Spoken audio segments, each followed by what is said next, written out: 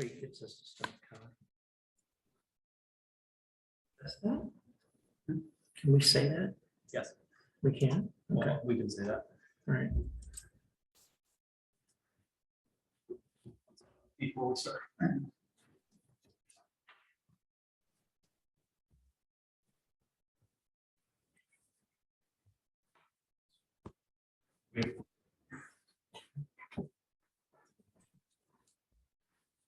Good thing you only have to count. All right. You guys ready? We are ready and we are recording. Okay. Good evening, everyone, and welcome to this meeting of the Troutdale Planning Commission for Wednesday, February 23rd, 2022. If we could have roll call, please. Commissioner Wittrin, Present. Commissioner Wadilla, Will not be with us this evening. Commissioner Prickett, I'm here. Commissioner Wilcox, You don't like any of those. I can give you so many options. They're those stupid. I think Commissioner Allen's here that you just joined. Okay, and Sheriff Staffordson. here. At this time, I would like to ask everyone to stand for the Pledge of Allegiance, and Commissioner will be leading us this evening. And for folks at home, if you can either mute or just stay standing, we just have a lot of feedback during the pledge. Thank you. I pledge allegiance to the flag of the United States of America and to the republic for which it stands, one nation, under God, indivisible, with liberty and justice for all.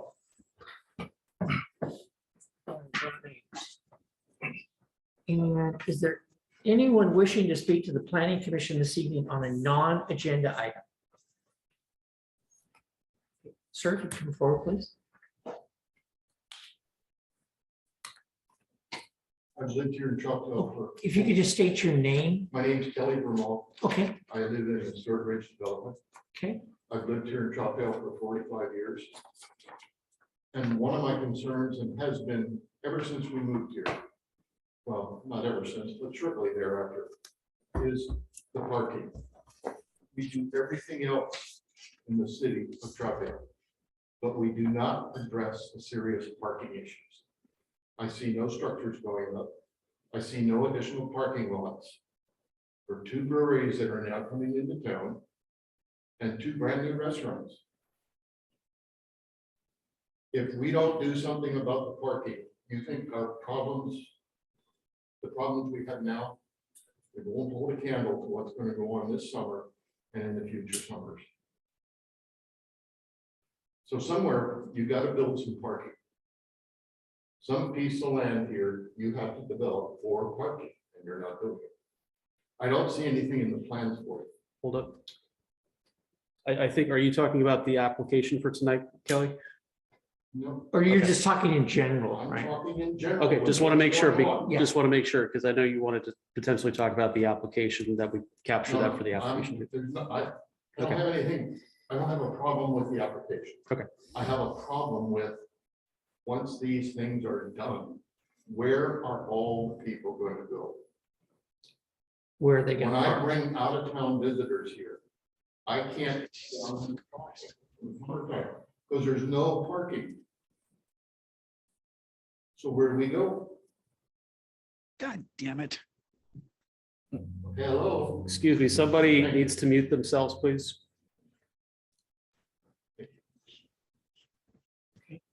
Thank you, sir. All right. Anyone else wishing to speak to the Planning Commission on a non-agenda item this evening?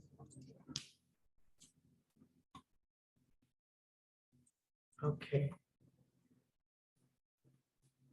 I think we are very much rolling, Craig.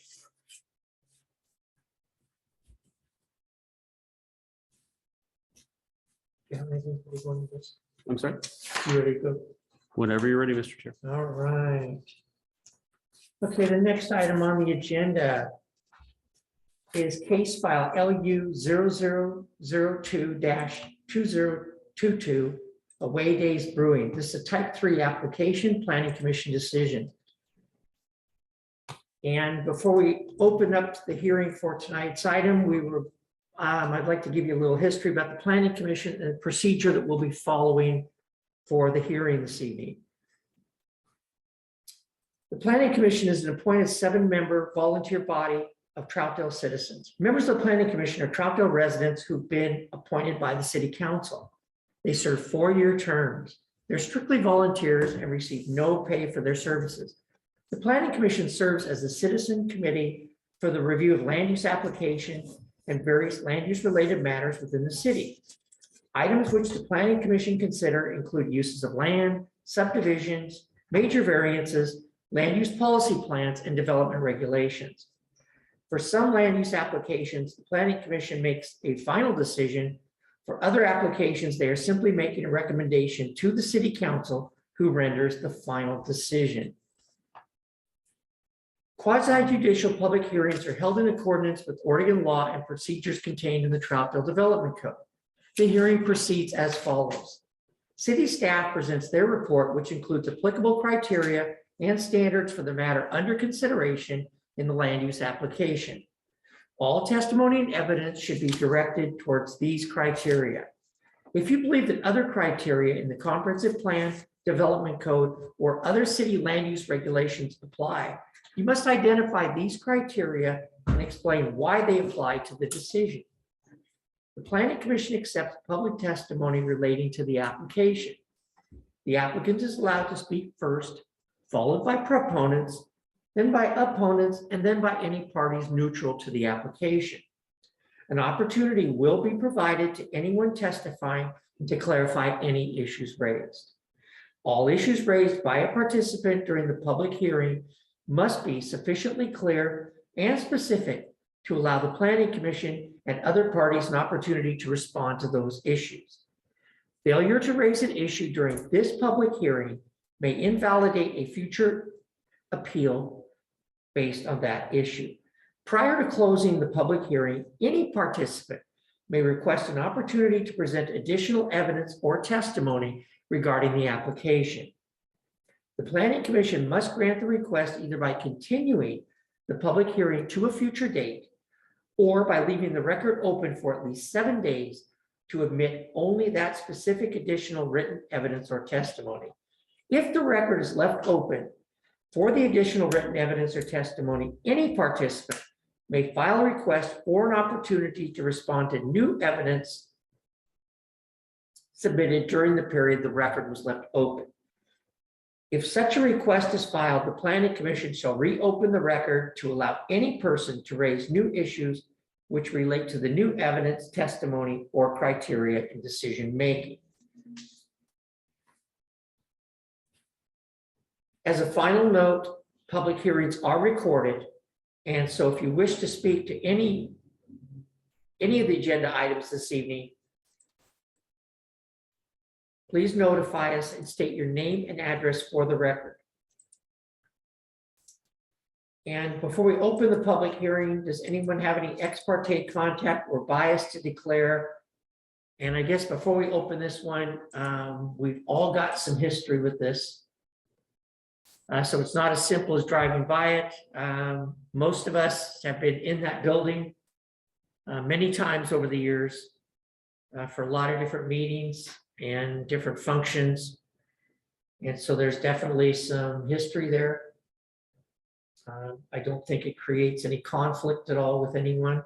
The other thing to note, Mr. Chair, is there also was a bond referendum on this building a couple of years ago for the purpose of the city hall, which obviously did not pass.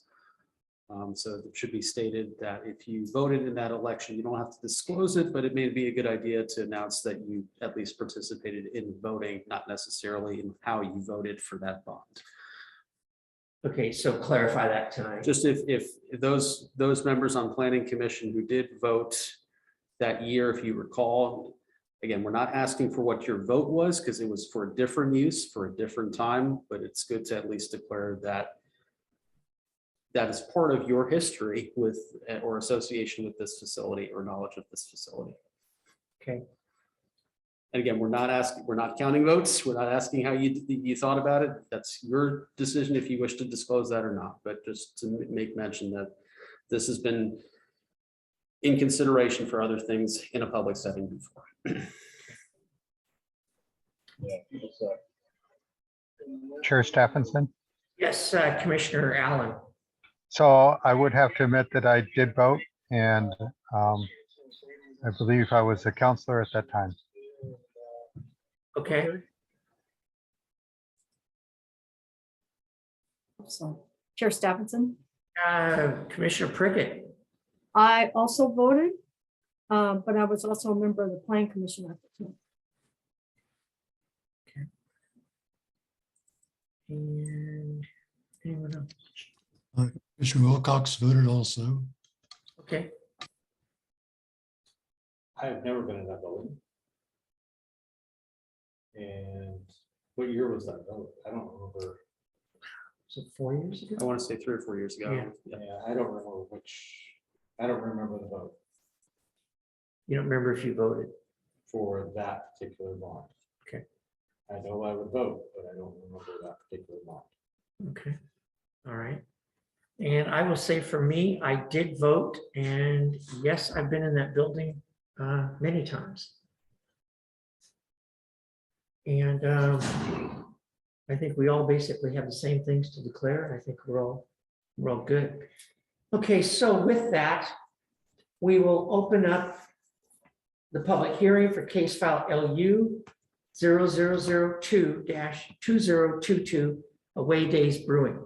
This is a type 3 quasi judicial hearing, and the planning commission is the deciding body this evening. All right, thank you, Mr. Chair. We're going to actually have Mr. Lopez be your presenter tonight. And thank you for his work in preparation for the application. Okay, good evening, Chair. Good evening, Commissioners of the Planning Commission. This is a conditional use application for the Away Days Brewing Company. So with some background on it, it's located at 104 Southeast Kibling Ave at the corner of Kibling and the East Historic Columbia River Highway. Used to be, like everyone was stating, it used to be the old City Hall. It's currently zoned for a central business district, and it is also located within the town center. Has a land use classification of commercial, and all of the properties in the surrounding area are also zoned central business district. Here's just some background of what it looks like currently, and then a provided picture of what potentially it could look like in the future from the applicant. So looking at just a revitalization of the building, they're not proposing any new structures, but just to renovate the inside as well as the outside exterior. These are some of the floor plans that were included, and I can go back to these and zoom in at a later time after I go through the different criteria if needed. So this is the left picture is the lower level, which will have the speakeasy, the cold storage for the beer, some office space storage as well. The upper floor is going to contain the restaurant portion as well as the tap room for the brewery itself. So what is being requested with this application is the conditional use permit for the on-site beer brewing operation, which is listed as a conditional use within the central business district. So the brewing operation would be in conjunction with the restaurant, the tap house on the upper floor, and the speakeasy on the lower floor, which all of those are permitted uses within the central business district and would not require additional land use permitting. There's also a site development review that will be going with this application as well for the on-site improvements to the property. I'd like to note what is not being requested is a zoning change. The zoning on-site will remain central business district, and there are not any new structures that are being requested with this application. Here's just a list of the different applicable criteria that staff used to analyze this application in front of you today. And as Chair Stephenson was saying, this is a type 3 quasi judicial procedure. The Planning Commission is the decision-making entity. And this application has been in the works for a few months now, and now it's in front of you guys.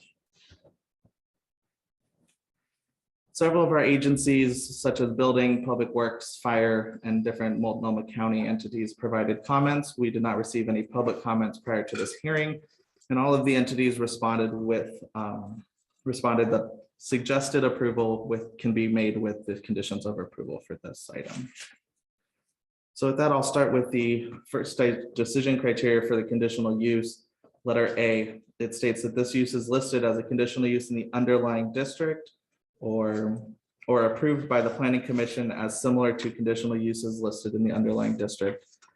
Assembly or limited manufacturing uses are considered a conditional use within the zoning district. This is due to the processing of the beer itself, the raw materials on site, and they do plan on canning their goods as well. So the scale of their operations are going to be limited in nature. There's only going to be 2 pickups of goods a week, delivery of raw goods once a week, and once a month, a canning line production truck will be there between the hours of 6 a.m. and 3 p.m. Decision criteria B states that the characteristics of the site are suitable for the proposed use considering size, shape, location, topography, existence of improvements and natural features. So the subject property is located on a corner lot at the eastern edge of the main downtown corridor district. It has 2 right-of-way frontages and has a high visibility that would be given opportunity to have a really good site there. They would have both the sales of beer and food and the manufacturing of the beer on site, which is pending approval of the conditional use. Similar use that's nearby is the Good Coffee location. They have they sell coffee as well as they roast coffee on site. So we felt that that was a pretty fair comparison. Decision criteria C is all transportation systems, public facilities, and public services related to the proposed development have or can be improved to have adequate capacity to serve the proposed development at the time of its completion. So this development will only require conditional use because of the on-site brewing operation. If it was just the tap room, the restaurant, and the speakeasy, this would not have triggered the conditional use review and would not have required any additional on-street parking to serve this development. The proposed use will provide adequate open space, landscaping, and aesthetic design to mitigate any possible adverse effect on surrounding properties and uses. So the property is already developed and was previously used as our city hall. The site meets both the off-street parking and landscaping requirements per the central business district. And within that zoning district, it actually, for non-residential uses, we do not require any off-street parking, as well as the landscaping for a section of the central business district downtown also does not require any additional area of the land to be landscaped. So the building will be remodeled throughout, and the exterior upgrades will be much more aesthetically pleasing versus the current condition of the structure. The proposed use, this is for criteria E, the proposed use as conditioned will not cause or result in the creation of a public nuisance, including but not limited to air, land, or water degradation, noise, glare, heat, vibration, or other impacts that may be injurious to public health, safety, and welfare. So the applicant has indicated that the brewery operations are relatively small in scale and won't produce any significant odor of noise. They've stated that in the narrative that most of the brewing work is done by hand and no heavy equipment is used to move around goods and materials inside the building, and that the brewing itself generally produces a pleasant aroma, if any is detectable at all. There are other similar operations that are common throughout Oregon and neighborhoods like this property, which was written in the narrative as well. The proposed loading zone for the business will be positioned via the rear of the business, and that will be less disruptive to traffic and pedestrians along Kibling Ave in the front. Decision criteria F just states that staff has reviewed the application's narrative and intent and believes that the applicant has satisfied the review criteria within the Troutdale Development Code.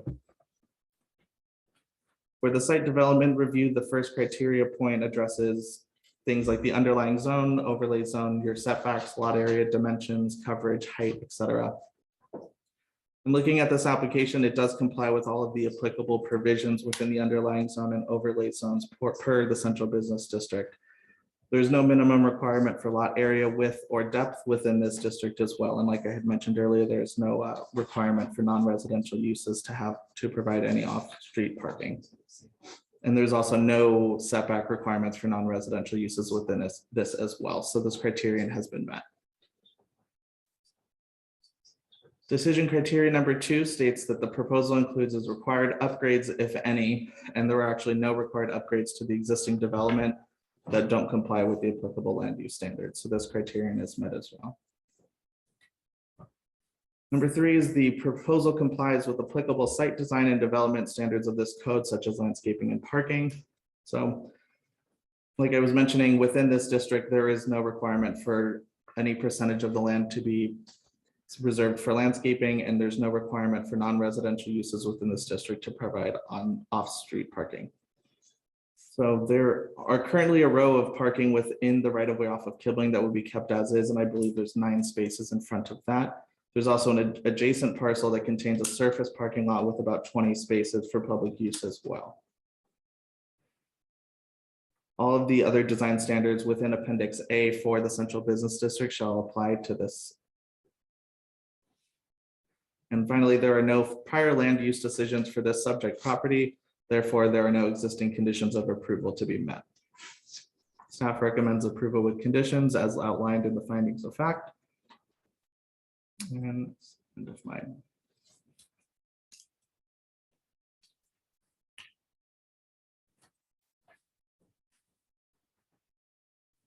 That's it. Yep. Okay. Questions for staff?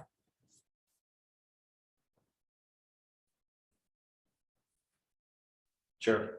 Yeah. Just, Commissioner Woodruff. Section E, you talked about the odor so much, but not so much about noise. And you talked about in A, a little bit about, packaging and canning. But once again, I think that all comes back to noise. The applicant talked to you much about how much noise overall. I know you said noise shouldn't be an issue, but what is to be expected down there when it comes to packaging, canning, processes, picking up, all that stuff with, could we have a little more detail? Sure. I think there was some questions during the city council discussion when it came to the potential purchase and sale agreement about that. The applicant, or one of the three applicants behind this effort, I believe is on the call, Mr. Hoppins, and we'll get to you, Mr. Hoppins, to be able to answer that question at some when it's that term in the procedure. So if you, we'll probably defer that question to you if that's all right. We could wait. Any other questions? Any other questions for staff? This is Commissioner Wilcox. Commissioner Wilcox. Starting right at the top of the staff report, this is probably best answered by one of the applicants, but it's actually the opening of the staff report. I'm looking at the very top line, file number / name. We're seeing Away Days Brewing Company, and then project applicant. I'm seeing, I'm not sure how they want to pronounce this, ENT Ventures 14. I'd like to get some explanation of what their exact business relationship is. Is this a build to lease, or my question is, the conditional use applies to the brewery operation, but the applicant appears to be the developer contractor. So I kind of wondered, what the procedure is there, why the applicant isn't the brewery rather than the developer. I think again, we'll turn to Mr. Hoppins when it's his turn to present on that, to clarify that relationship. But to your point, Mr. Wilcox, yeah, the conditional use is tied to the property regardless of ownership. It's based on the use or the occupancy of the space and the purpose of the property. Okay. Okay. No other questions for staff? Then we'll go ahead and have the applicant start. And I guess that would be you, Mr. Hoppins. Yeah. Hey everyone, how you doing? Sorry, I was on mute and I had my screen. I've got like 2 kids running around in the background. So Can I get you to say your name and address for the record, please? oh yeah, sure. It's Peter Hoppins, 613 Southeast 30th Avenue, Portland, Oregon. Thank you. Okay, go ahead, sir. So I can answer your question around the noise from canning. So we're basically the brewery operation that we're going to have in Troutdale will be around, in terms of the quantity, it's probably going to be about twice the size of our Portland brewery. So we currently have a 5-barrel system. In Portland, we're going to have a 10-barrel system in Troutdale. It doesn't make too much difference to how often we can. So once a month, there's a truck pulls up outside the brewery, feeds in lines into the tanks, and we put empty cans onto the truck, and then the cans get filled up with beer, and then they get passed through like a sticker machine, and then we put them on pallets to be put into cold storage, which will be in the ground floor of the building. That's the plan for that space. It does make a noise. It's like an engine running all day, like a large truck engine. We try, it's a kind of a half a day's worth of work. Currently, I think that will probably be the plan. It'll probably run from like 8 a.m. to about 3 p.m. in terms of like that noise, like once a month. And it's noisy if you're right by it, but you can still talk and communicate and chat. If you're, just a little bit down, half a block away, or 10 meters away, you're not going to hear very much. That's pretty much it in terms of noise. Okay. Just to be fully transparent, exactly what it will be. Any other questions on the noise? No, did you have any other comments or anything you'd like to talk about? No, everything's going great so far. The other thing I wanted to talk about was the question around the application. Okay. So currently we're basically partnering with the developer on the actual building itself, and then we will lease it to Away Days. But they are going to own a percentage in Away Days, and we're going to own a percentage in the building itself. So it's a kind of cross beneficial partnership, so that like everyone's kind of is invested in as possible in the success of the building, the success of Away Days, and the success of Troutdale. That's the kind of like everybody wins. That's the plan.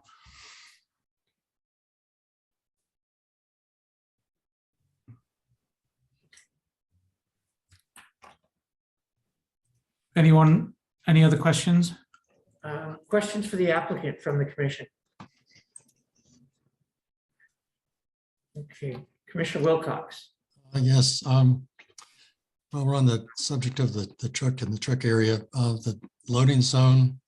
I question the need for the easement agreements between yourselves and yourselves, basically covering the two different lots. But my main question had to do with the what size truck are you talking about backing into that driveway? I looked at it the other day, and it's you're backing in off a sloping street. So I wonder if it's going to be a tractor trailer or just a straight truck. And go ahead.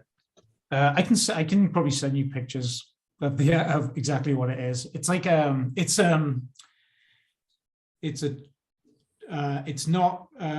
of like a long, I don't know what you call it, the boxy kind of trucks, the kind of transport trucks. It's like a long version of that. It's not like a full-blown like a huge truck. It's like I can't quite explain it, but it will fit down there. It fits where our current location is. It kind of takes, in terms of length, it probably takes up like the actual truck probably takes up like 2 parking spaces lengthwise, and then you run a canning line along past that, so that's probably like another kind of car length. So like the whole operation is probably like 3 car lengths, the car width. Okay, and my other question related to the loading zone, are there any plans to build either a loading dock or a truck pit in that area? need to make sure that it's flat, basically. But ideally, on the original, we might have to tweak. We basically just need a garage door and a flat driveway to get the beer from the brewery into the truck and onto the conveyor belt. That's kind of like what we need to do. So those floor plans that we've kind of proposed, things might get moved around depending on like what we can achieve and cannot achieve. But that's as much knowledge as I have at the moment. Okay, that answers my questions. Thank you. Okay. I'm good. Okay. Other questions from the commissioners?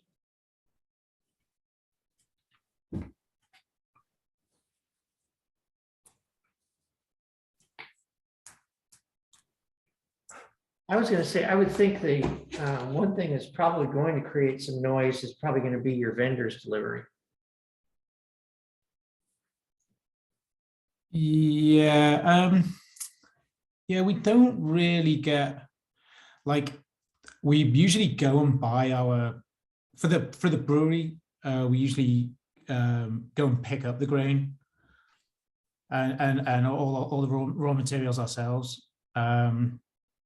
The truck food delivery for the kitchen, there will definitely be deliveries more often for food deliveries, at least once a week, but that's pretty quick. That's a very kind of in and out operation, and probably the same as every other restaurant in town. But like the kind of raw materials, the hops, grain, malt, all that stuff, that we go and pick up usually. And then we have our truck that we have is just a little kind of white transit truck, but we're probably going to have to get a bigger one, like similar to what Good Days have got, more of a kind of just a slightly bigger one. Okay. It can fit like a pallet in the back of it, but with some height. So you got some ability there too. Yeah. Okay. Yeah, I'm getting a bad back currently. I need to be able to stand inside it.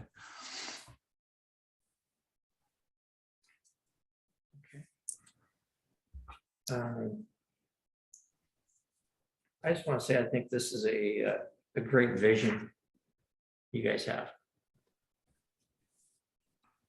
Yeah, I mean, we are kind of so excited about bringing this to life. I think, I've read through the history book now a couple of times, and like there's just so many amazing stories that hopefully we can tell in the space, and just engage the local community as well. We want to, we're going to have some fun with beer names and all that kind of stuff. So yeah, it's going to be good.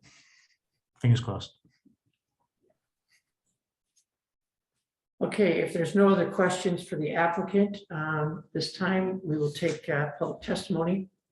And I would ask if there's anyone wishing to speak as a proponent to the application.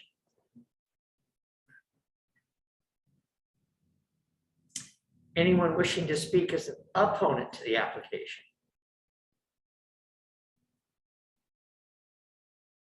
Any neutral parties wishing to speak to the application? Come on forward, sir. Not to speak basically to the application. I'm not against what they're doing. If you could state your name. I'm sorry. My name's Kelly Brimall. I'm a Troutdale resident. I live up in the Stewart Ridge development. I've been here for 45 years. My concern with the additional businesses that are coming into Troutdale, especially restaurants, because that drives people. There's not adequate parking right now as we speak. And if we continue with this progress that we're going through currently right now, I see some dire conditions as we get into the summer months, when all these restaurants and businesses are open. Everybody's gonna be competing for parking spaces, and we don't have it. And I've heard nothing in the planning strategies over time here for the last 10 years. I've heard nothing about building any additional parking for Troutdale. Adequate parking. Yes, there's small lots that are being just up here on Buxton, for instance. We just developed that property by the barber shop for parking, but it's still not adequate for what's going on in Troutdale. And I just really have some concerns about that, because what's it going to do to the people that live here, that want to bring friends downtown and have a good time? If you've got a lot of out-of-town people coming in for what's going on, what about the citizens here themselves? Even if we walk down, well, you can't very well walk down the hill if you have 8 family members that want to come visit, senior citizens that want to come visit. If they've got a walker, they can't very well walk from the top of the hill, come down here and take care of a dinner or a party or whatever's going on. So at some point in time, somebody's gonna have to do something about the parking. That's my concern. Thank you, sir. Thank you. I'd like to comment on It's your meeting. that. He left. It's your meeting. You can comment for the record if you wish to. Yeah, I would just like to say on parking, you know, our standard is higher than what Metro mandates. And so we technically require more parking than the regional government would like us to. And we added the lot that he was referring to on Buxton. That's been increased inventory that's gone in there. And with this, the depot getting redone across the street, that's going to increase some parking there. And the main thing will be with the Confluence site, we're looking at a full-scale parking garage, multi-level there. And although it's not a perfect scenario, I think it does help address the need that we are aware of and are trying to address. Okay, I see. I will just say, I do sympathize with them, and I've been in that exact same spot where Absolutely. our family has come down to eat downtown here and you cannot find a spot. Yeah. And it is frustrating to be in your own hometown and it's full and you can't support the businesses because you can't find a parking spot. Yep. I would agree. Yep. And I noticed we have another public comment. Mr. Andrews? Yeah, hi, can you hear me okay? Yeah, would you like to speak as a neutral party to the application? I guess I could speak as a proponent. My name is Zach Andrews. I live here on 19th Circle, and I definitely sympathize or empathize as well with the parking situation. Although I do know, like with the food cart pod and everything else going up down the street there, providing some additional parking, and then the ability to walk down the street and bring more business that way in conjunction with your proposal with the parking structure and then the additional parking behind the buildings. That is good to hear that it is kind of more than what's necessarily required, but I did want to just kind of express my support for this business opening up.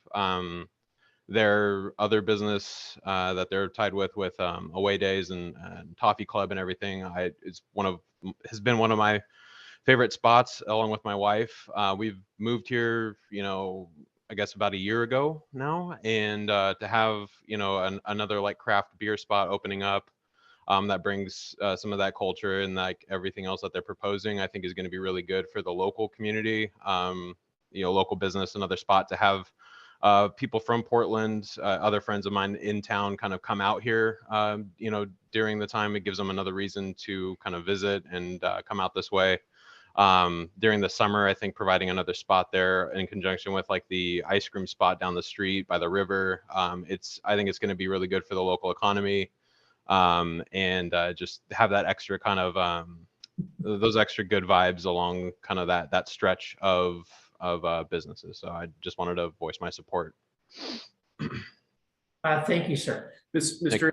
Before you drop off, just because you provided testimony, we really haven't had testimony digitally through the pandemic. Normally, we have a sign-in sheet, and because you provided testimony, we have to send you a notice of the decision. Do you mind, for the record, saying or spelling out your email address so we would be able to email you a copy of the decision? Yeah, sure, I can do that. Sorry to put you on public record, but it's a public meeting, so we need to. Yeah, I understand. Yeah, it's just Zach Andrews, ZACHANDREWS, the way my name is spelled there, at protonmail.com. Proton Mail, you said? Yes, sir. Thank you, sir. Thank you. For your comments. All right. Anyone else wishing to testify on the application this evening? Okay, with that, entertain a motion to close the public hearing. Chair, Okay, Chair, I'll make a motion that we close the public hearing for LU 002-2022 Away Days Brewing Company. I second. okay, we have a motion and a second to close the public hearing. All those in favor signify by saying aye. Aye. Opposed? Okay, public hearing is closed. All right. So say thank you, kids. Yeah. Decision makers are here now. That's right. Yeah.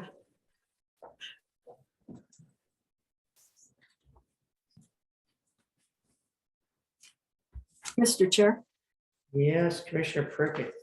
I would like to say that I am pleased to see that the Old City Hall, I've lived here probably 42 years. And it's nice to see that it's going to be there still. I don't have to pay my water bill there anymore, but you know.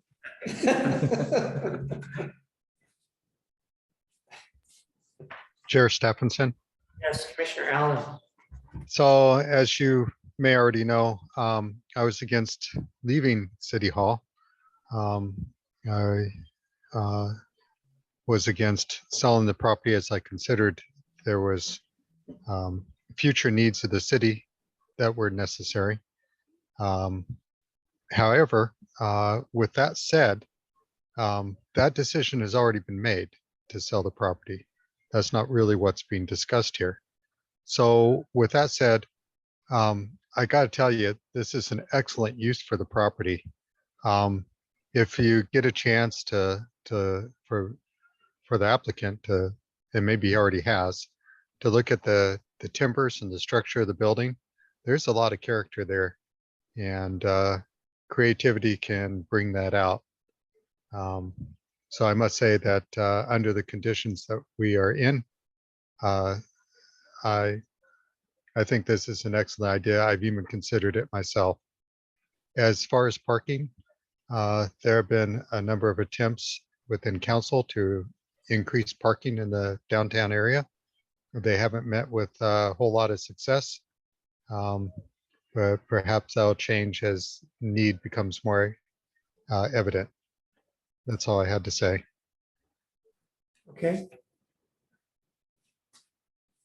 I'm kind of excited to have something on that far end of town down there because that's usually where you find a parking spot. So I think they're gonna have the best chance at parking down there and more spread out. And it's just gonna be more walking viable too, back and forth on the downtown. So I think it's a great spot. I'm excited for it if everything comes through to attrition. So.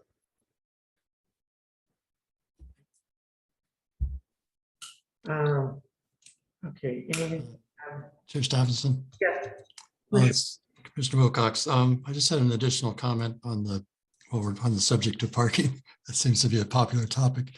I've learned just recently that the perpendicular spaces on Kibling in front of the building are not part of the property. They're public parking. So I just wanted to point out that once that's in full operation, when people see those parking spaces, they might assume they belong to the restaurant, but they don't actually. Those are public, open to anybody. That's a very good point, and I guess the response I would have to that would be, if we're concerned, we could put in a condition just that they could not label them as being for away days customers or something. Provide a sign nearby that says public parking. Right, Yeah. but what I mean is we don't have to do anything. I would just probably say we don't allow them to label them as being specific for that business since they're not theirs. Would we normally allow a company to label public parking? No, maybe what Mr. Lopez said, or, just to, as a it's not been precedent, but there's no other public parking quite like it where it's perpendicular. Right. So it may be the exception in this case. I think we're indifferent to that. I don't see how it hurts or harms. But the idea of just labeling it simply as public parking too, that way you're not creating a new sign. And honestly, that's then the burden of the city to reconstitute or claim it's public parking. That could be your straightforward solution and a instruction to staff as opposed to a burden for the applicant. Okay. Everyone okay with that? Love it. Okay, so what we would do is wouldn't have to be a condition. No, that could be just simply a direction or request to our Public Works Department to ensure the signage there says public parking. So based on testimony received,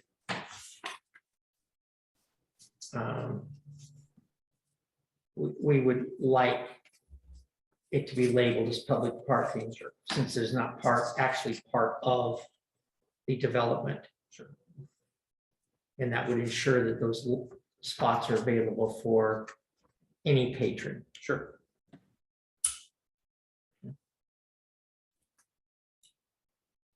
All right.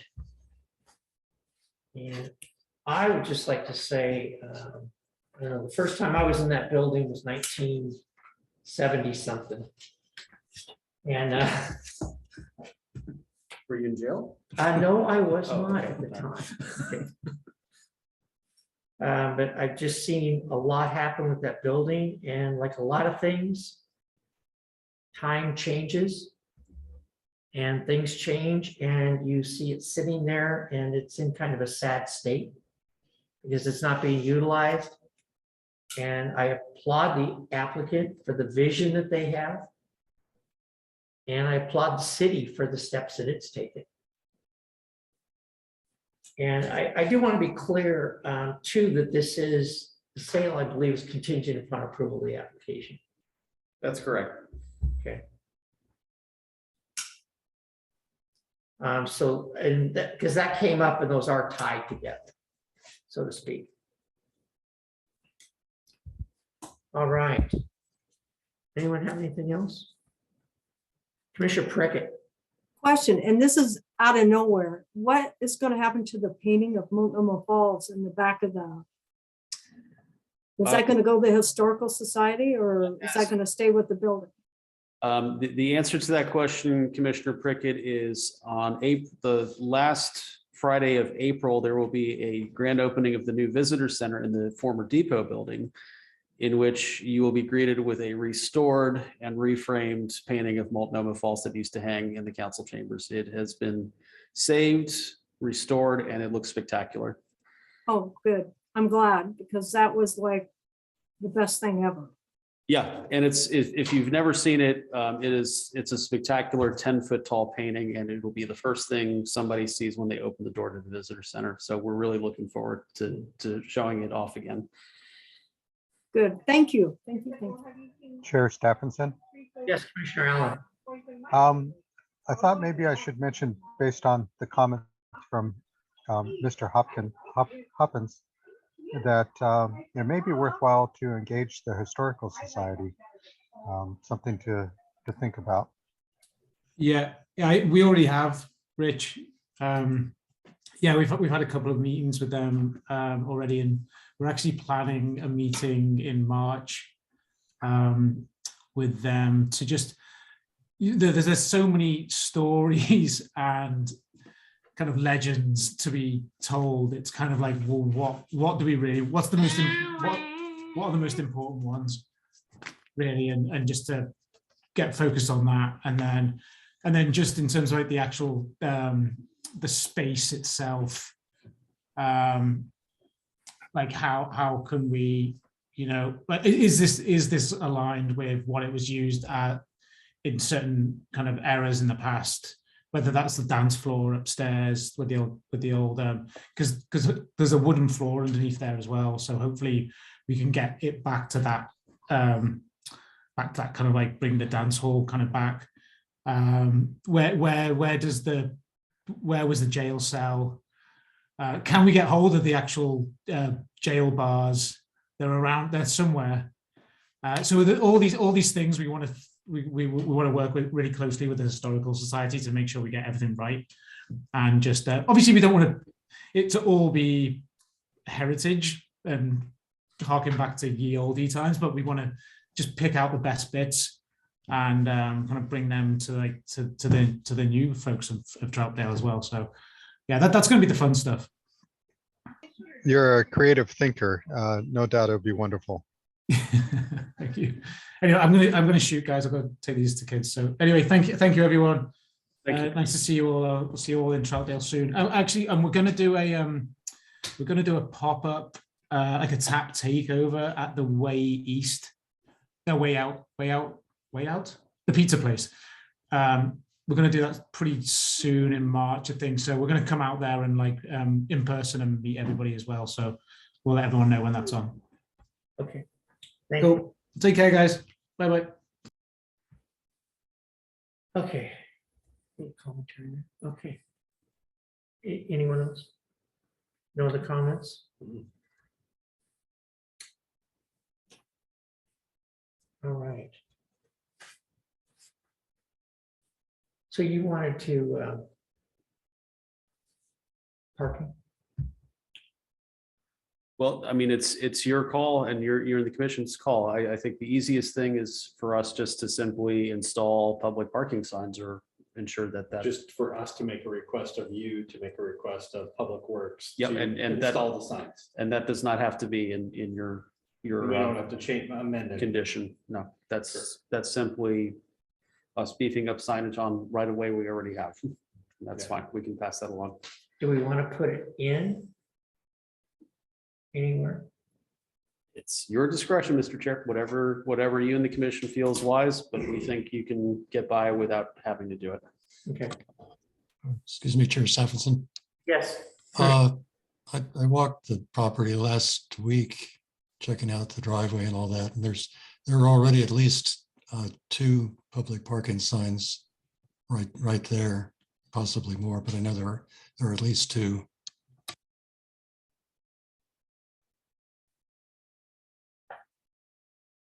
Okay. However you guys want to do it. I am good with entrusting Chris, faith in Chris that he will get it signed through Public Works correctly. Are you good with that, Chair? Yeah, that's fine. Okay. I just want to make sure it happens. It's a sensitive issue. I won't let Chris forget. We'll hear about it one way or the other. All right. So is that good? You got parts in order? Loud and clear. Okay. All right. Anyone else have any comments, or are we ready for a motion?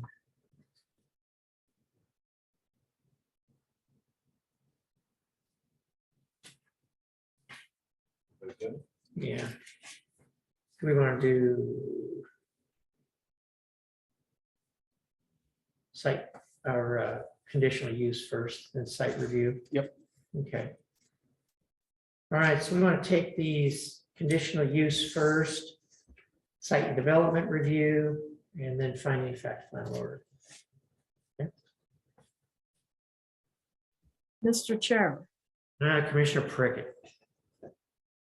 I move that we accept the findings of fact for conditional use for file number LU 0002-2022 Away Days Brewing Company as written. I'll second that. Okay, we have a motion and a second for approval of finding of facts conditional use for file number LU 0002-2022 Away Days Brewing as submitted. Okay, any questions on the motion? Discussion on the motion. All right, Mr. Lopez, please. Commissioner Wittrin, Yes. Commissioner Prickett, Yes. Commissioner Wilcox, Yes. Commissioner Allen, Yes. and Chair Stephenson. Yes. Okay, that goes. Next up would be site development review. Mr. Chair, Commissioner Prickett. I move that we accept the findings of fact for site development review for case file LU 002-2022 Away Days Brewing Company as submitted. I will second that. Okay, we have a motion by Commissioner Prickett, second by Commissioner Wittrin to accept finding of facts and site development review for case file LU 0002-2022 Away Days Brewing as submitted. Any discussion or question on the motion?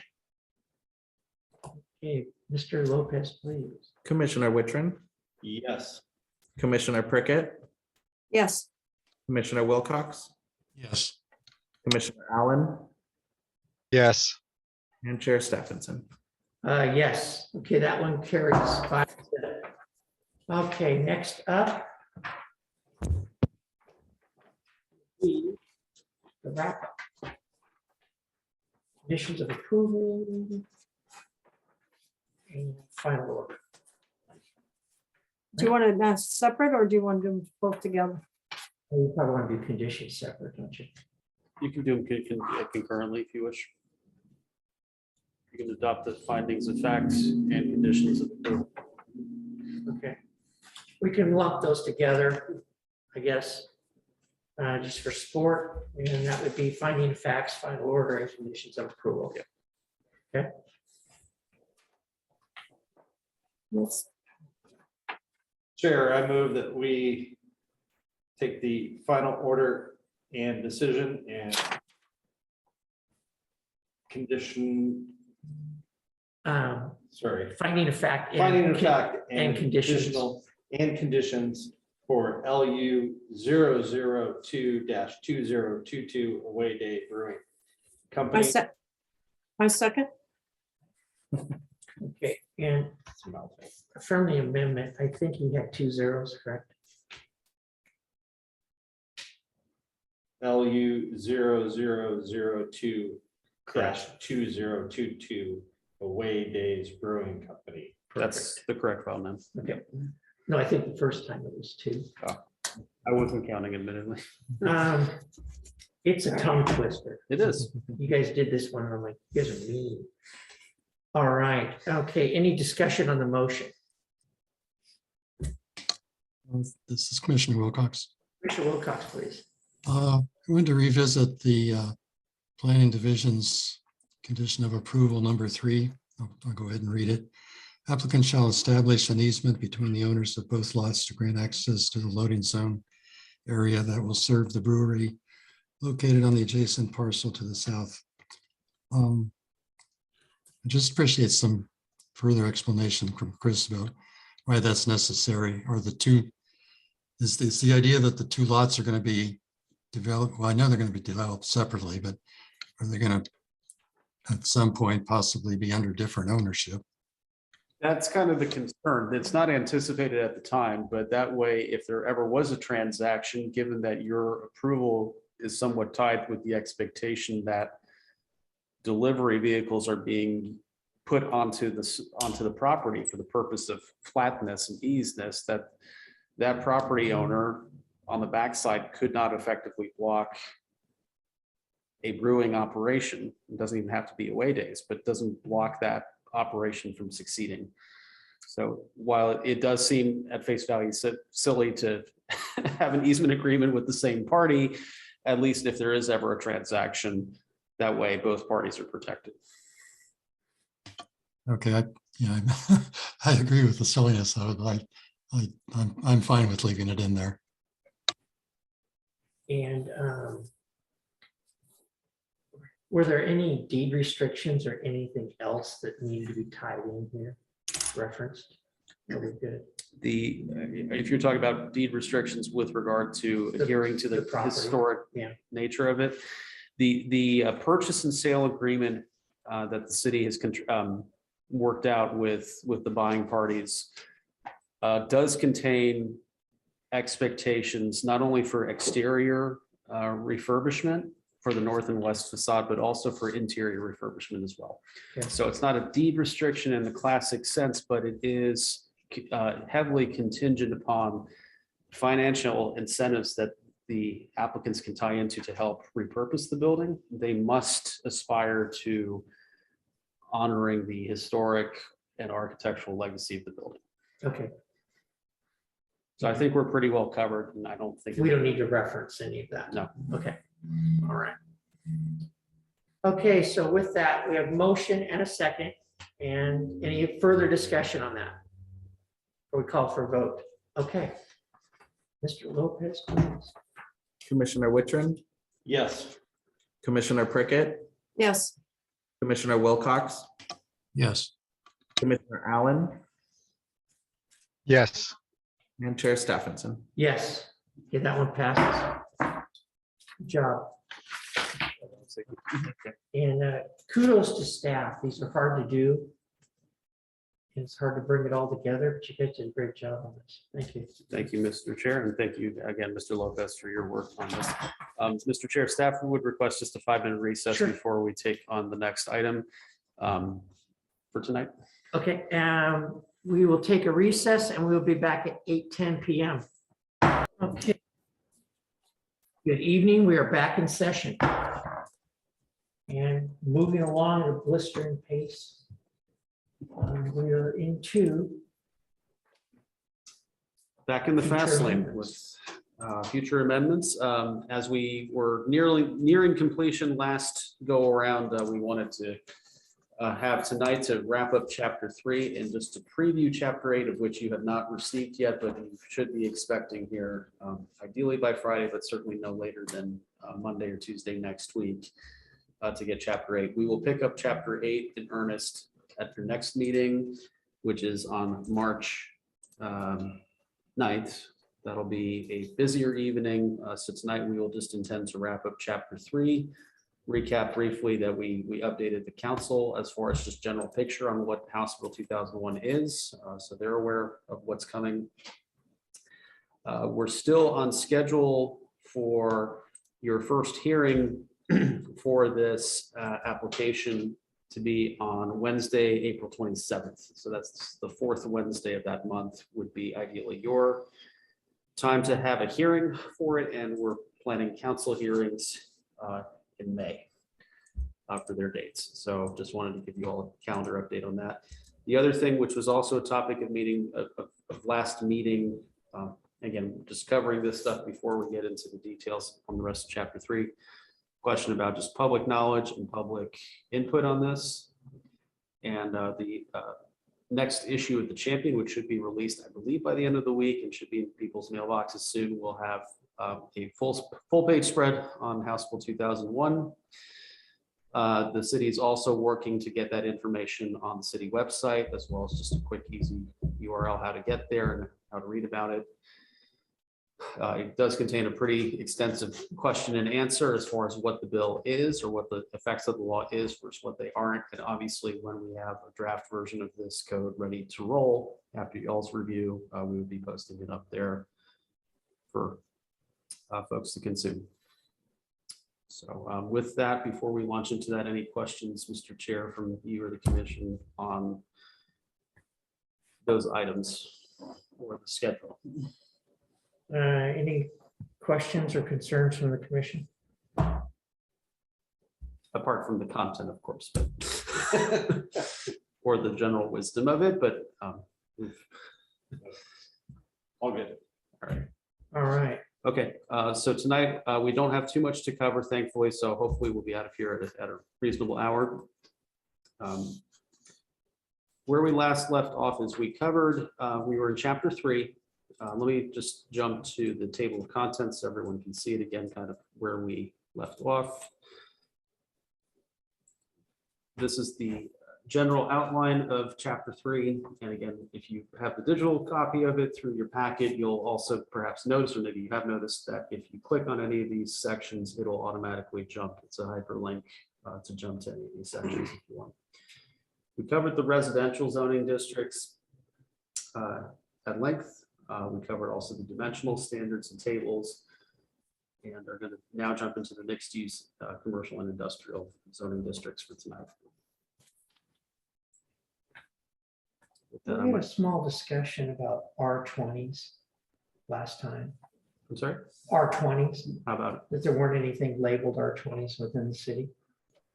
Apart from the stretch on Jackson Park Road, that was the only R20 effectively left in the city. And there are people on the other side of the river are R20s too. Well, historically, but if you look at the governmental agreement with Multnomah County, they actually have Multnomah County zoning districts applied to them that are not R20.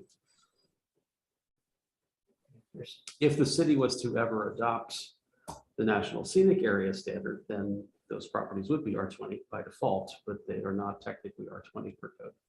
Okay, they're still listed as R20s Where? from the county. Okay, we'll have to, Yeah. we'll look into that. But technically, this, again, as you know, the city does not actually have zoning authority in that area. The county, to the best of our knowledge, does not tap into the city code to pull from the existing code to have that. Okay.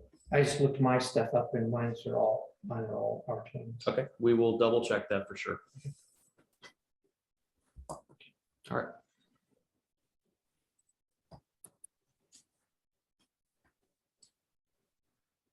Okay, this touches base on the general. Actually, now I'm sorry, I think we. So this touches again based on the mixed use zoning districts, of which we have basically 3. We have currently the Central Business District, CBD, which we are intending to call MU1 to match kind of the naming typology here. That's the downtown mixed use. That is your storefronts, the core of your downtown effectively. You have MU2, which is going to be the merger, which we have discussed before, of the neighborhood commercial and mixed office housing zoning districts to be the general mixed use category. And then you have the already adopted MU3 urban mixed use zoning district. That is the zoning district that the city applied to the Confluence property, which is quite unique and not expected to be really replicated elsewhere in the city, given the uniqueness of it.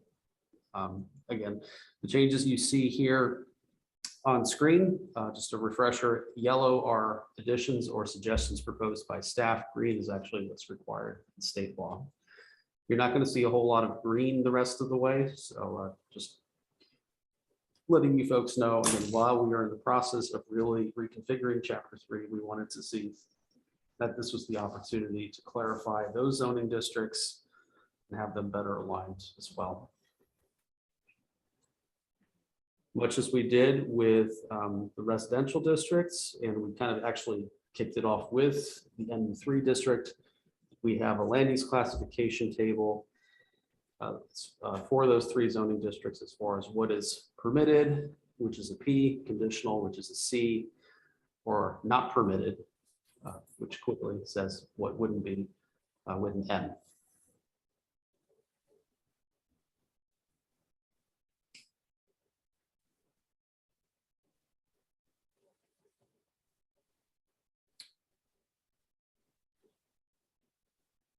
And I'll just scroll to the next page, but I'll pause there if there are any questions or comments on the use table for the mixed use zoning districts, and I can bounce back and forth to any particular use or notes that you have.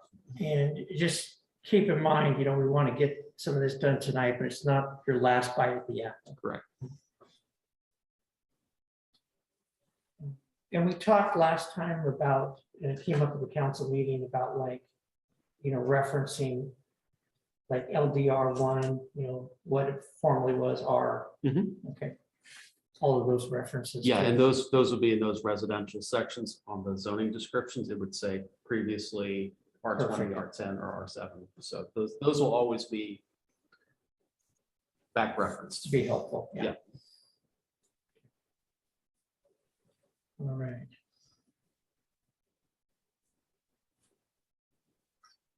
So we were talking about the parks.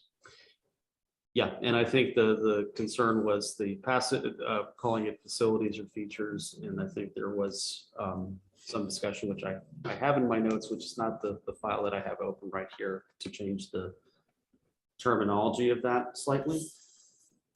Okay. So that'll be incorporated in the draft. Okay.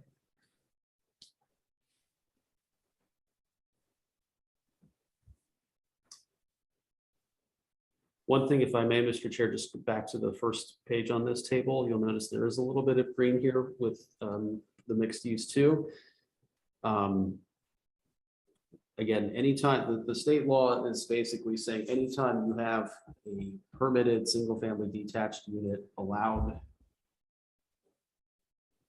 in a zoning district that has residential characteristics, you cannot disallow other forms of middle housing. That's why triplex, quadplex, and cottage cluster have been added to the equation there. Townhomes and duplexes were already in place, so that's why you are seeing those changes. Okay.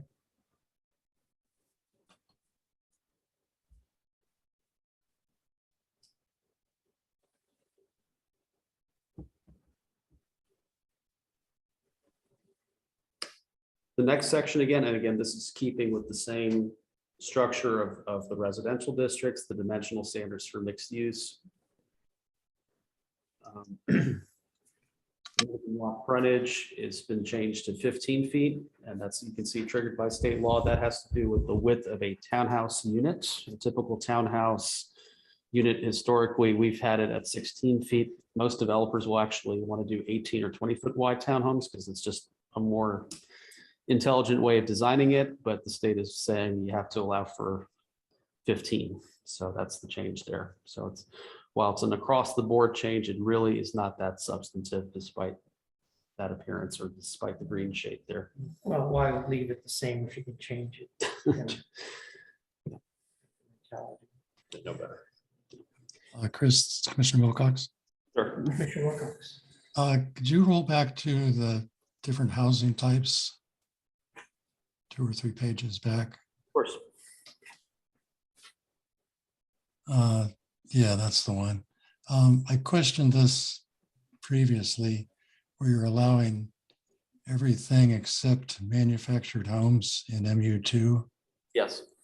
And where there was some consideration that there was a state law that you couldn't prohibit manufactured homes where single family homes are already allowed.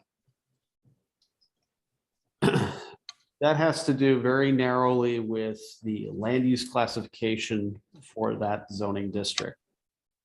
So the other table that we referenced a few weeks ago, I'm going to just scroll back to that, even though we had covered that previously, but just I believe, Mr. Wilcox, I think you were referring to perhaps this, was it? Was that the concern? Yeah, I think that's where I saw it originally. Yeah. Yeah, that is a legacy of what's currently in the code. And to your point, yes, there is some state law that says if you're allowing in a residential zoning district that is also a residential land use classified area, meaning it's yellow and yellow on both maps, or yellow and orange on both, or orange and orange on both maps. You cannot expressly prohibit manufactured housing from occurring. What you can do though is you can either place design criteria, or in some cases you can place a conditional use requirement for manufactured home. And at the time, this probably goes back even all the way to 1990 from the original development code. There was a decision made that that should be conditional use in medium density residential in the town center overlay. And actually that probably is not from 1990, that's probably more from 1998 or 1999. I don't think we can change that. I don't know if I don't think we're going to be necessarily compelled to do a P instead of a C for that listing, but I'm pretty confident we would not get away with doing an N. Okay, I just wanted to revisit that one more time. Okay.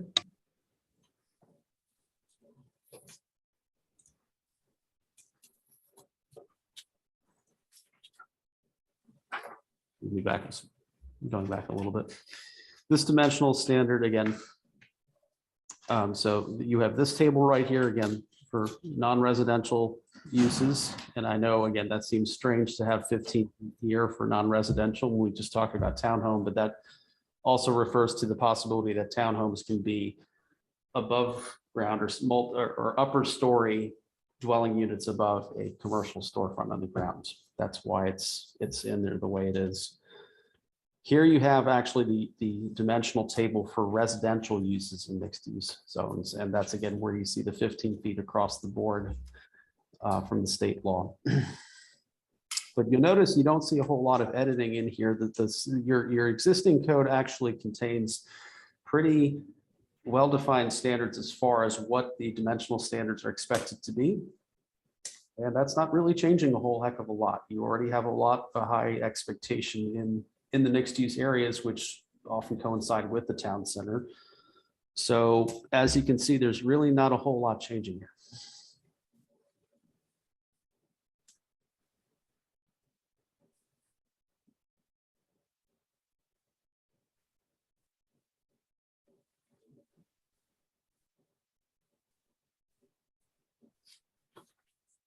We do have a section in here for detailed dimensional standards. These are just standards that had to be referenced that you couldn't neatly fit in tabular format. So this is kind of the more particular standards depending on when they were referenced in the table previously. Okay. So that's kind of a reference index, if you will. Again, you will not see a whole lot of yellow. This is all stuff that is currently in your code that you don't have to amend, and we don't recommend you amending at this time.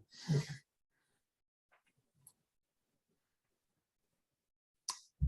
Before we jump to commercial, were there any other questions on the mixed use district dimensional or use standards? Commissioner Prickett? No? Okay. Commissioner Wilcox?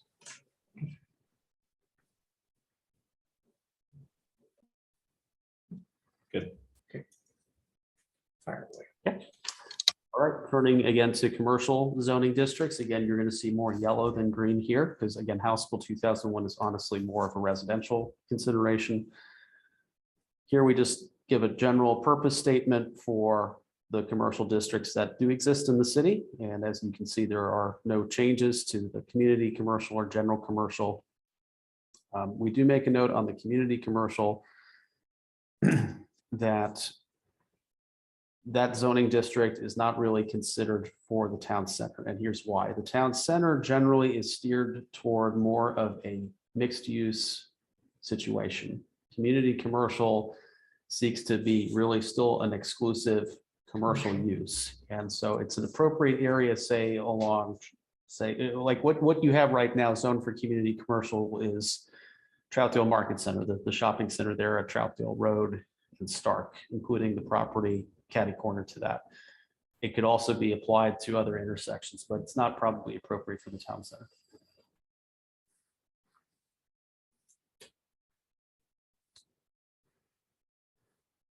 As before, we are intending to put this just neatly into a land use table as far as what the considerations may be.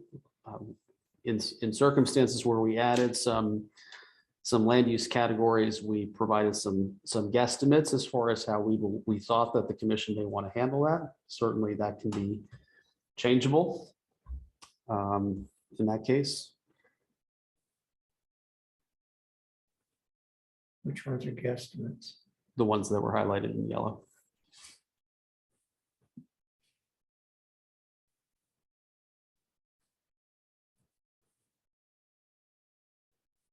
And I think we recall making those comments when we had talked about the idea of live work, live make, or flex units. And I think there was some desire to have those be conditional reviews. Conditions, yeah, I do remember that. Okay.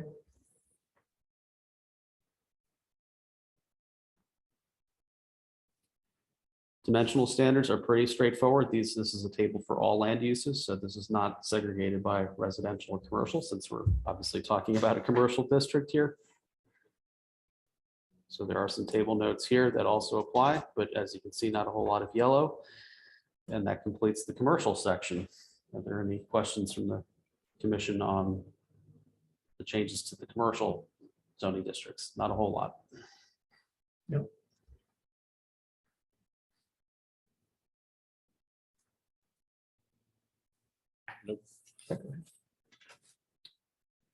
All right, and then we come to the industrial zoning district, and I don't want to claim we're mailing it in here, but the industrial zoning districts probably need a little bit more work if you really want to take a scalpel and apply the same treatment. At this time, because of the significance of this change to the code, what staff is advising is you really don't make too many adjustments, if any, to this section. Because there are going to be significant watchful eyes, particularly at the state and the regional level, if and when you tinker with industrial zones. And honestly, that's probably its own amendment process. So we have a general purpose statement, and then for the balance of that, for the balance of this general land use section, really the only thing you'll have highlighted at this point are just updates to the section numbers. So we are not at this time recommending a significant architectural change by creating use tables or other things to the industrial sections. Yeah. We'll do that for a future amendment. And when we did the bulk of the updates to those sections, we really engaged with the port. Yep. Because they own so much property down there, and I would really like to do that again. You know, if we go that route, is make sure that they're at the table.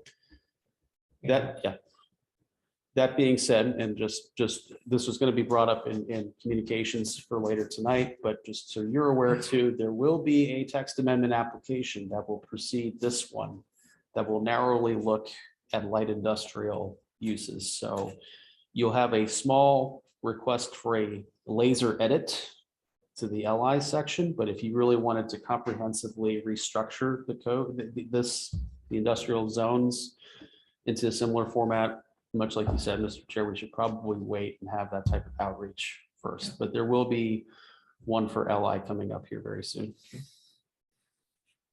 If that's all right with the commission, we can obviously change course, but we felt that you already have enough on your plate to do industrial would be a big lift. So we are just changing. It becomes a platter. Yes. So we're just simply requesting an update of the section numbers and nothing further.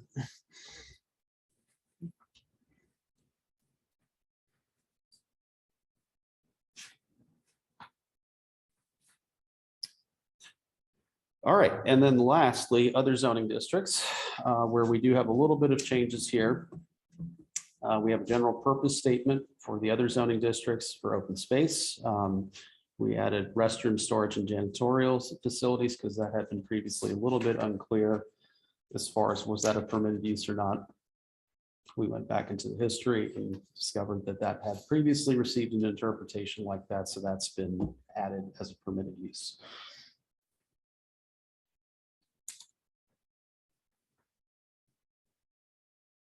Unless there's an issue with it, of course. No, it's an interesting discussion.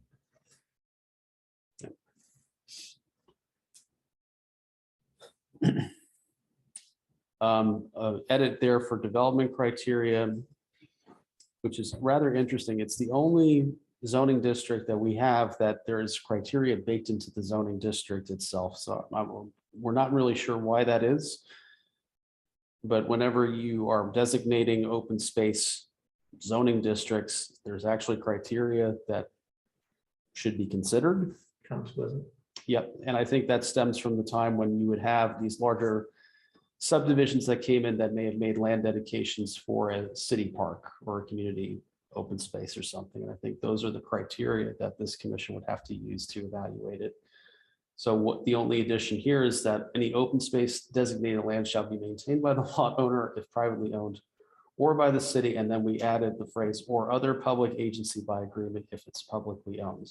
So that does not necessarily compel the city to always have to be the only public agency involved in ownership. It perhaps presumes it, but it also gives a way out where if another public agency wanted that obligation, it couldn't. Maybe.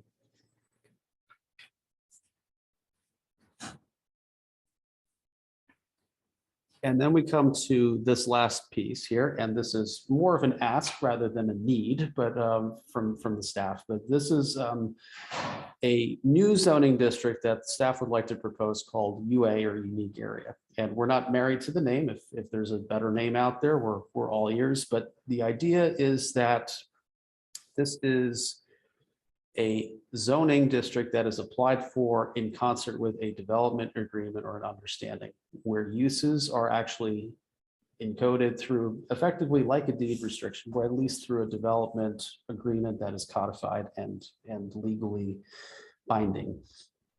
And case in point, there are properties in the city or groupings of properties that are distinct and unique. And probably the most quintessential example is probably Edgefield, where if you think of all the uses that are on in Edgefield, you have commercial uses as far as bars, restaurants, taverns, but then you have things like golf courses and concert venue and agricultural fields. You could even argue that there are residential facilities there, not so much because of the lodging element, but potentially for staff housing, which historically has been an option or has been used on periodic times for some of their staff. So the question was, right now, Edgefield, for instance, is zoned a general commercial property, but it doesn't neatly configure into a general commercial property. It's hardly general at all. It's certainly not this, I mean, it's sharing the same zoning district attributes that the freeway oriented businesses on Frontage Road are, or the businesses along Stark Street are. The question is does a place like Edgefield, or does maybe another undeveloped or another area of the city that may have unique characteristics, should they not have a zoning district that is better or more specifically applied to them? So again, this is, Do we need it? it couldn't hurt. You don't, I mean, you've operated for 30 years working with McMenamins I guess and that's doing it that one way. of my questions. But one of the things you have is a desire for them to continue to have agricultural use, which really doesn't match with commercial use. And the concert facility and potential changes to the arrangement of that concert facility, not saying that's eminent, but has been at least contemplated. Would that not be better discussed and agreed upon through a different zoning district, as opposed to trying to contort yourself into either making a permitted or conditional land use decision? So I guess the other side to that would be if there was a change that was going to be made that was going to be more intense somehow than what was there presently, it likely would come before the commission. Well, potentially, but here's another way you could look at it. Not saying they would do this, but I'm saying it's entirely from a zoning perspective uncontrollable. If McMenamin's ever decided, oh, the north side of Edgefield, we don't need it anymore. They're not saying that, I'm just saying hypothetically, we don't need it anymore. And then all of a sudden you have a significant commercial development that wants to come in and do big box commercial. There's no prohibition from a zoning perspective. Wasn't there some restrictions placed on it when the sale happened between the county? Maybe there's a deed restriction. I think so. Okay. When that happened a few years back. I don't know, but one of the concerns we have is that 1998, the original town center plan, the properties were drawn in such a way, or that boundary includes the north side of Edgefield. The north side of Edgefield is in our town center, Right. which actually works very much against the city when you're talking about your population and your population density. Because when you include a significant 40-acre tract of land that has 0 population on it, and you're making a measured count to Metro, and Metro says, based on your entire overlay for the town center, you are well below your population density expectations. You see what I'm saying? Yeah, Like, but would it because be that- included since it was deemed cropland? Right? I guess that's what I'm wondering is, would it should it still be included in there when the sale happened with the county that they deemed it to be for crop production? I mean, that's for some of you who have had more history here than us, the current staff, but that's one thing I think we would be a little bit mindful. We wouldn't be we wouldn't be bringing this up if that wasn't somewhat of a concern. Right. Because we also have, the town center plan currently has this goal of ensuring a small town feel. Yes, we understand there's needs for densification, for commercial appeal and attraction. At the same rate, having 40 acres in your town center that is nothing but cropland, that doesn't get necessarily excluded from a residential density calculation. So it might be something we need to look at. Yeah. Sure, and maybe it's not something you do this go around. We can easily strike through it and bring this back to you all, but it is a concern.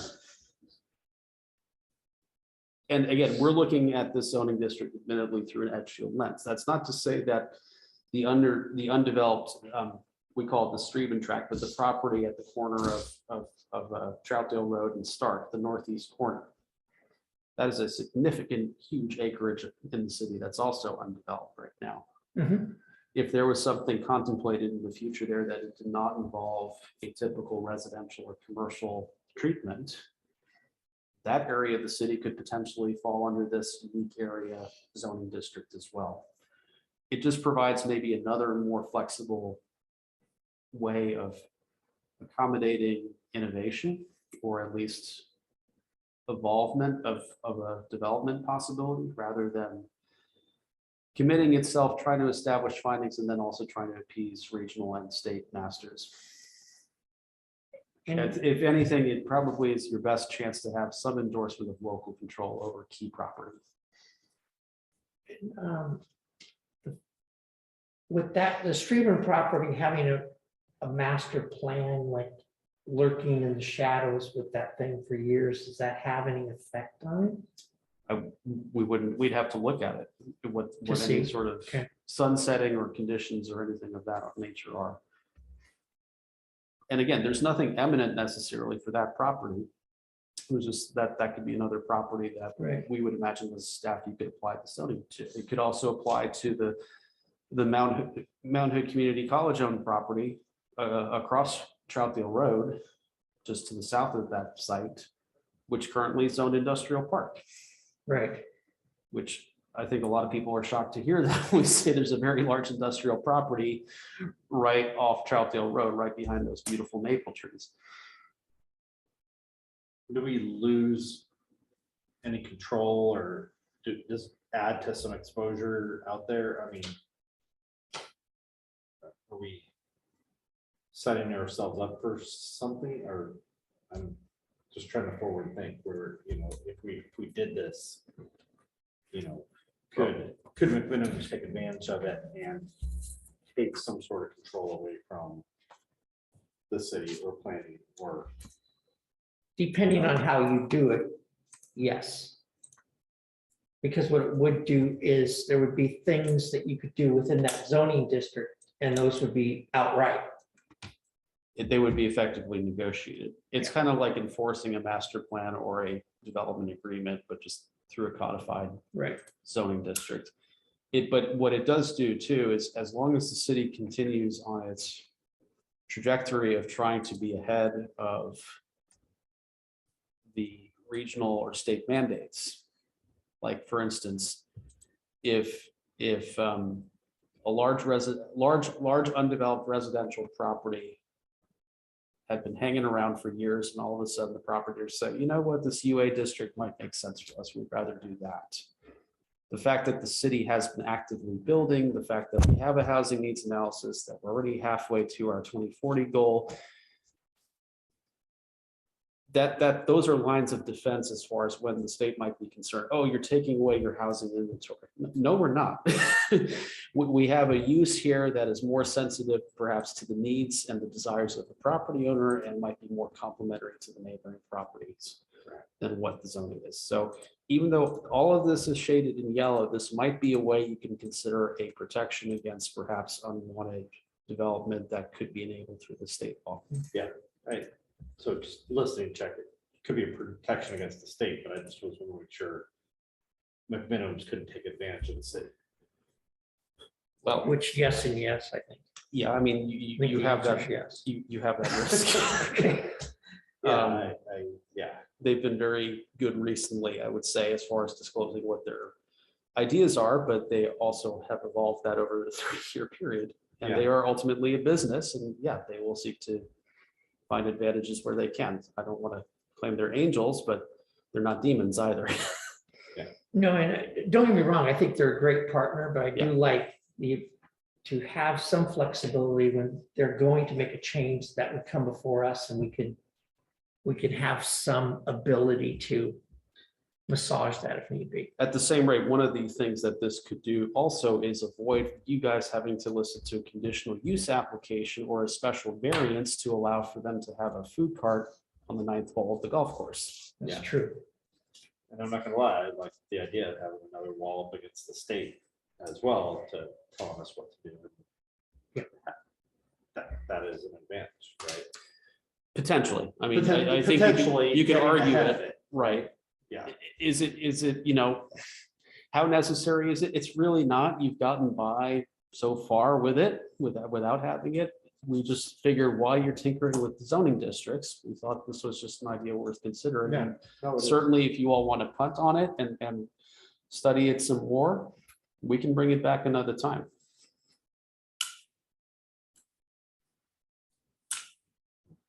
Definitely not jump up and down and opposed to it. I just read it and I was like, there's a lot of thoughts and I'm glad we're having a discussion about it.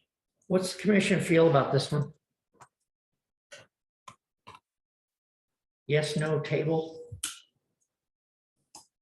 They all fell asleep. No, they're there. I'll stop sharing so you can view them. Look at them. Shirley wants to say something. Shirley does. She's muted. You're muted there, Shirley. I could go either way on this. Okay. I'm just afraid the state's gonna come in and say something. They've already done enough. Say something about what in particular? Yeah, about any kind of vacant property. I mean, they already pretty much control everything else and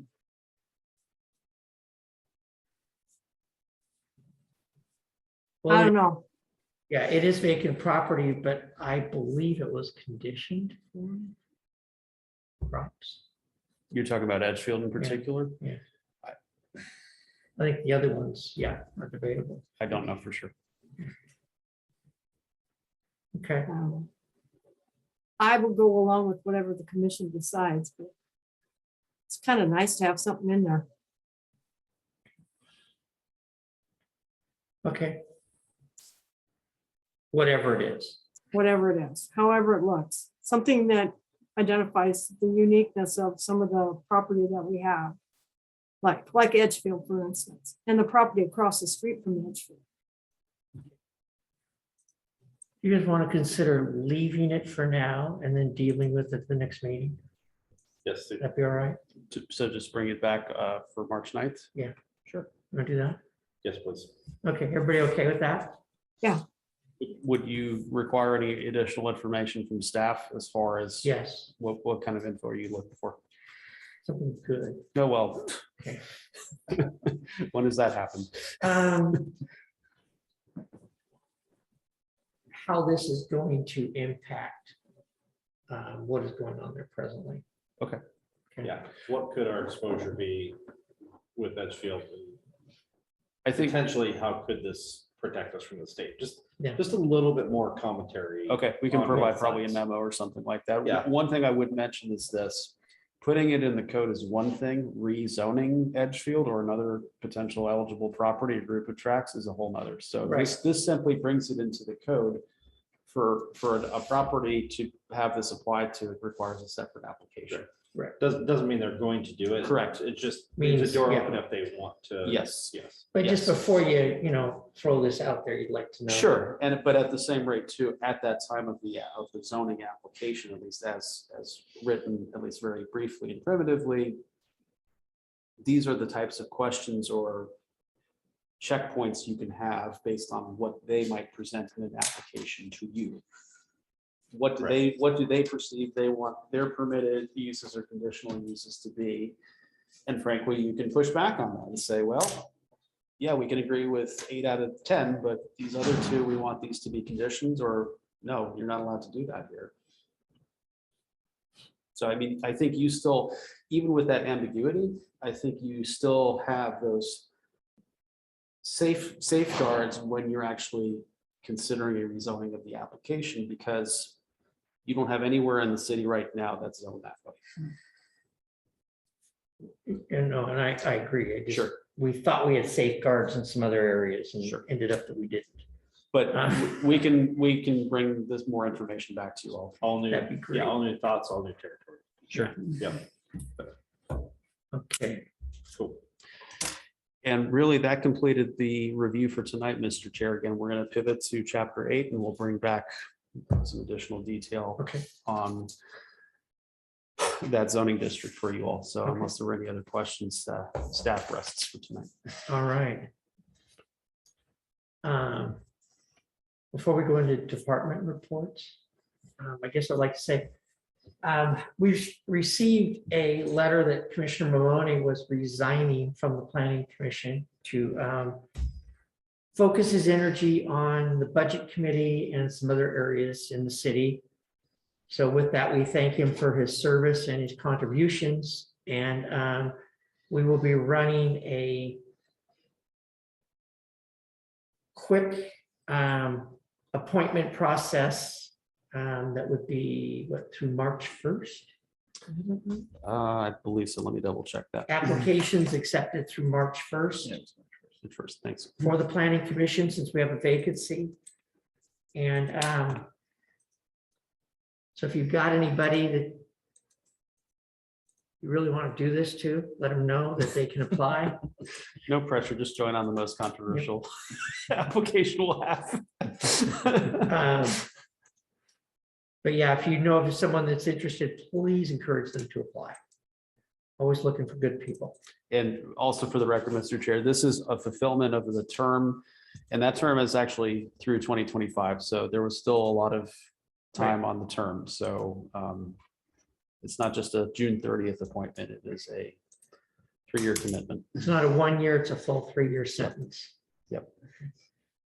That really sells it, I'm sure. That's my goal. All right. With that, Okay, just a No couple, sure, thank you. And thank you for your attention and thank you for your support of the away days application. That is one the city council enthusiastically supported and is now moving forward as a result of your action tonight. So thank you. As far as some other news, calendar items coming up, the next meeting is on March 9th. We will again have a brief hearing. I shouldn't say brief hearing. We will have a hearing. We expect it to be brief for a special variance on a sign application. So that's forthcoming. Your packets will be ready here momentarily with that, as well as Chapter 8 edits and then revisiting the unique area zoning district. So we'll be covering that in toto on the 9th. Ideally, hopefully, we will be able to complete your review of what we've drafted thus far on that date, because that date is pretty critical to keep us on track for the April 27th hearing date for House Bill 2001 and the related edits. So March 9th is actually your only currently scheduled meeting date for March. We know spring break is the 4th week, so we will not expect to have any meeting for that second time. And we appreciate you guys have been doing a lot of 2 meeting a month meetings, and thank you for your service on that. April 13th, we are expecting, as I kind of briefly mentioned earlier, a land use application for a minor refinement to some uses for the light industrial zoning district. So that's forthcoming as well. So you'll have a hearing on April 13th as well. A couple of other planning related projects of note. On the 2nd of March, I can't believe February is almost all over, but a week from tonight, the Citizens Advisory Committee is going to be beginning its work in offering some review and feedback for the transportation system plan. That is the long-range planning document for transportation. Now, it's important to note Planning Commission will get a chance at this application as well. But if you want a sneak peek as far as kind of what is expected, largely that TSP update is going to be driven by recent additions to the town center plan that'll inform the TSP update. But if you want to attend that, that is going to be next Wednesday at 7. I'm happy to send the invite, but you folks will be seeing it probably sometime in June or July. That's forthcoming. The Parks Master Plan continues evolving itself as well. There'll be some periodic updates on that, and you guys will also have a chance to review the Parks Master Plan when it comes to draft format. Just stay tuned to any additional feedback opportunities or presentations. We'll let you all know about that. Councilor Galance reminded me to give you folks a brief update also on the Halsey corridor. Over the past couple of days, there has been the branding consultant, the same folks who did the branding for the city of Troutdale and for the community, the logo behind me, all the fun stuff that we've been doing with branding and placemaking. That firm has been retained to help the 3 cities consider Halsey Street branding. They had a series of public meetings over the past few days. There are some initial thoughts or ideas. There's nothing that they have formally revealed other than just to test the waters, so to speak, on some design ideas. So they did just only a few hours ago show a couple of ideas to get some initial feedback. By no means is that a done deal. When we have a chance to share them, once we have some files and some feedback from tonight's meeting, which occurred right before this one, we'll let you folks know, and we'll let the community at large know how to receive feedback on that. But by and large, I think we're all struggling with what Halsey Street is, what Troutdale's role in it is, because obviously we have a downtown, we have a sense of place. How do we hook into the other communities, or maybe how do the other communities hook into us? What impacts does that have for what we do? A lot of unanswered questions there. Anything else you can think about? Yeah, we've been obviously very busy, and we appreciate you guys' diligence in doing the hard work tonight and each and every time we meet. So thank you, and we'll yield back. I just like to say on Halsey Corridor, this has been a long process and you guys have been involved to some extent, but you're working with Fairview and with Village, which is really kind of difficult.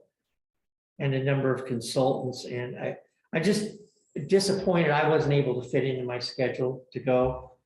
But I also know, you know, in the past, when the code things came up, those, in my opinion, were like a freight train.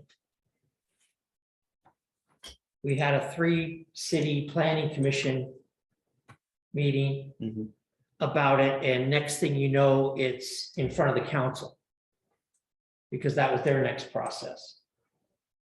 And I'm just hoping that there can be a different effort, you know, with some of this stuff, that we can get everybody going in the same direction. That was hard. And I don't know how you guys do it. Somebody's trying to manage them, and you know, you got all the different departments and things. It's really hard. Yeah, we want to, I mean, really Marley Boxler, you know, our economic development coordinator has largely been the point for that effort. And the meetings for the steering committee, which occur monthly, always seem to occur the same nights that we have. It's the fourth Wednesday. So it's, for us, unfortunately, inconvenient timing. So we often can't make the meetings because we're getting ready for this one. Right. But you're the folks who pay our salaries, so we're going to give you folks the attention. And frankly, that's what's expected of us. I appreciate that. I'm just hoping that Marley has hair when she gets done with this process. I don't think she has extensions at this point, but yes, it's still natural. But thank you. We'll be mindful of that where we can influence and discuss that. And certainly, apparently also with branding, since this community had an experience with branding and a lot of input, and I think a lot of positive input, we'll be mindful of that too. And then another thing from the council meeting last night, you know, there's been a lot of talk about the town center plan and any role that that committee or a portion of that committee would play going forward. And the council did decide last night that planning would be able to put someone on that committee as a representative from this body. And it would not be a direct conflict. Is that well enough? That's accurate. Okay. And I think that'll be positive because we definitely have a particular perspective that we can bring to some of these things. I think it'd be helpful to have that knowledge interacted. Okay, and so with that, Commissioner Wittrin, do you have anything? Yeah, two things. From the public safety, just to let everybody know, Multnomah County Sheriff's on their website, they do have their online reporting system up and going now. So if you have, you know, non-emergency issues, any nuisances or something going on or something, you know, doesn't need a 911, feel free to jump on there and start reporting that onto their system because it is up and going now. And speaking of public works, earlier in the meeting, Chris, it's probably the last month, and I don't know if it's just bad luck, but the one-way street right here across from Pompeo's, yes, several times now, as we've been downtown, cars going the wrong way. And I don't know if there's a better way we could suggest to mark that with arrows on the road or something. Cars parked the wrong direction. You know, we'll be turning up, they'll be coming down. It's just, it's getting old. And I don't know if there's very many accidents or not, but I think it just needs some attention. So maybe we could suggest, as a community member, we could just suggest that. Do you know if did that come up during the public safety committee? It did not. Okay. That's just my own personal observation. From, Okay. I mean, that's one thing that you could have a couple of days of, you know, police watching it, social media reminders. Those are the easy, quick and easy things. Then the signage, and then potentially even ground treatments to encourage it. I see it sometimes too, because our admin office looks over Harlow. And we see people driving up Harlow the wrong way. I don't know about the Dora. I didn't know about Dora as much there too, but that's happening too there. Okay. That's all I have. We'll pass it along. Thanks. Almost seems like more now than it was before. It's strange, yeah. Yeah. Commissioner Prickett. Two things.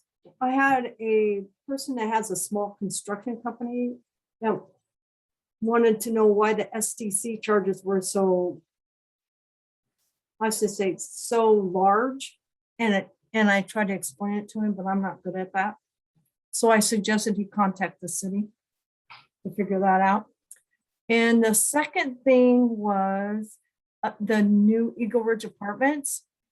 The south entrance into that is supposed to be a right turn only, if I remember right.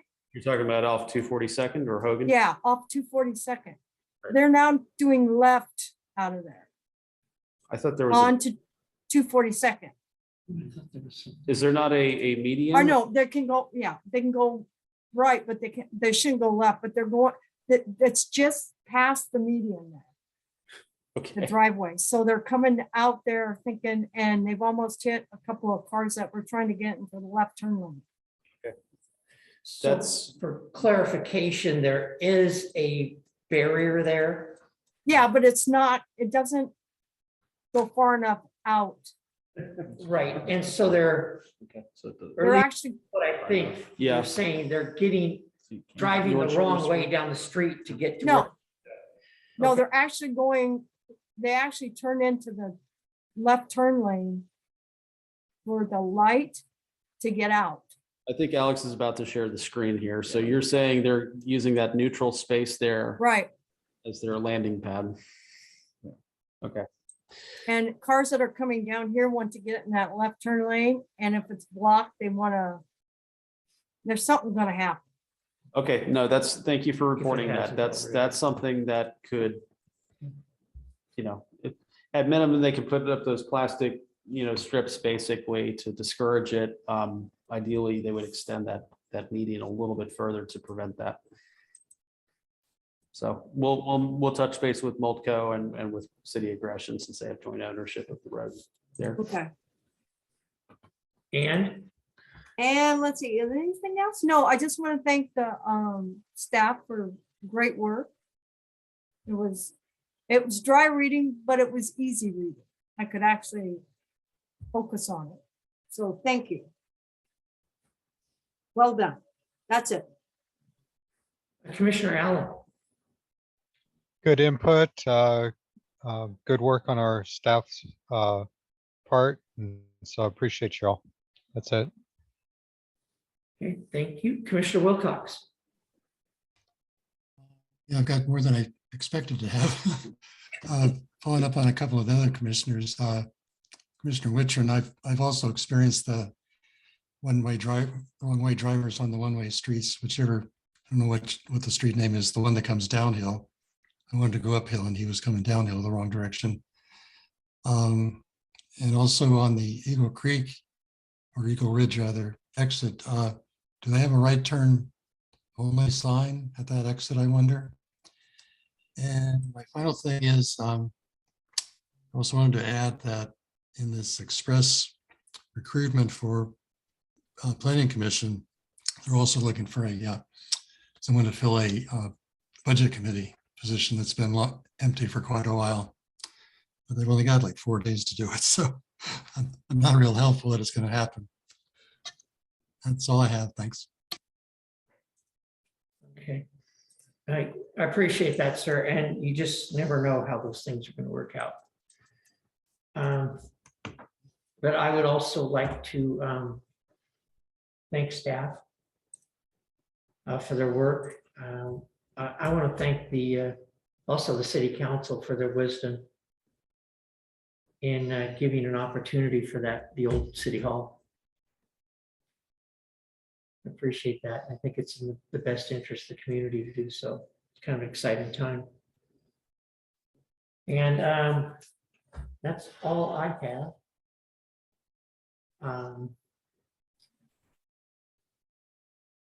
So I'd entertain a motion to adjourn for this evening. I move that we adjourn. Sorry. Sorry. Mr. Chair. You two cannot coordinate.